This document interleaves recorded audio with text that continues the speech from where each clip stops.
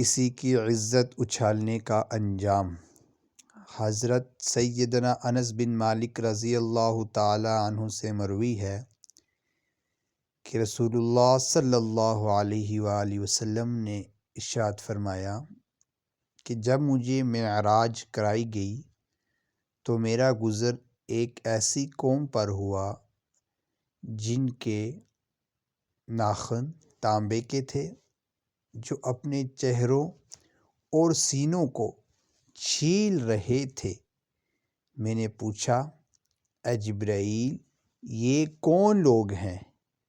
تو حضرت جبرائیل علیہ السلام نے فرمایا کہ یہ وہ لوگ ہیں جو دوسرے لوگوں کا گوشت کھاتے تھے اور ان کی عزتوں سے کھیلتے تھے۔